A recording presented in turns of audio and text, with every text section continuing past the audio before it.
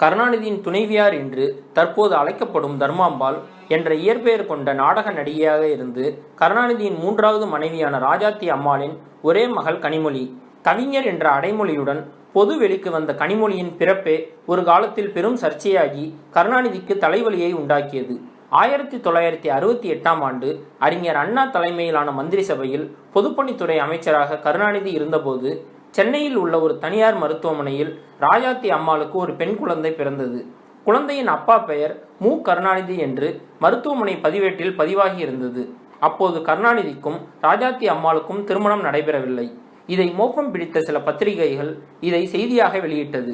சிலர் நீதிமன்றமும் சென்றனர். நீதிமன்றத்தில் தனக்கு கனிமொழி என்று பெண் குழந்தை இல்லை என்றும் ராஜாத்தி அம்மாளுக்கும் தனக்கும் எவ்வித தொடர்பும் இல்லை என்று பிரமாண பத்திரம் தாக்கல் செய்து வழக்கை முடித்தார் கருணாநிதி.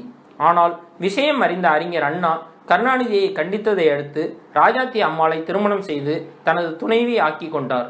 ஜெயலலிதா படித்த சர்ச் பார்க் கான்வென்ட்டில் பள்ளி படிப்பை முடித்த கனிமொழியின் பிறப்பு சான்றிதழில் அவரது தந்தை பெயர் கருணாமூர்த்தி என்றுதான் இன்றளவும் இருக்கிறது. கருணாநிதியின் இயற்பெயர் தட்சணாமூர்த்தி என்பது குறிப்பிடத்தக்கது.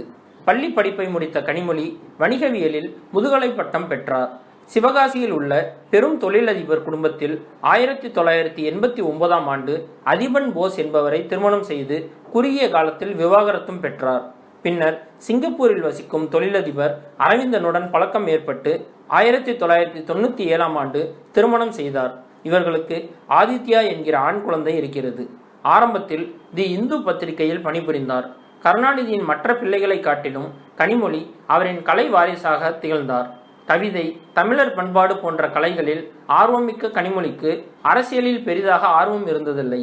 ஆனால் அவரது தாயின் பிடிவாதத்தால் அரசியலுக்கு வந்து திமுக சார்பில் நாடாளுமன்ற உறுப்பினராக ஆகி டெல்லியில் திமுகவின் சீனியர்களை ஓரம் கட்டி திமுகவின் டெல்லி முகமாக இருந்து வருகிறார். தமிழக அரசியலில் அவர் கால் பதித்து தனக்கு போட்டியாக வந்துவிடக்கூடாது என்பதில் மு.க. ஸ்டாலின் மிக தெளிவாக இருக்கிறார்.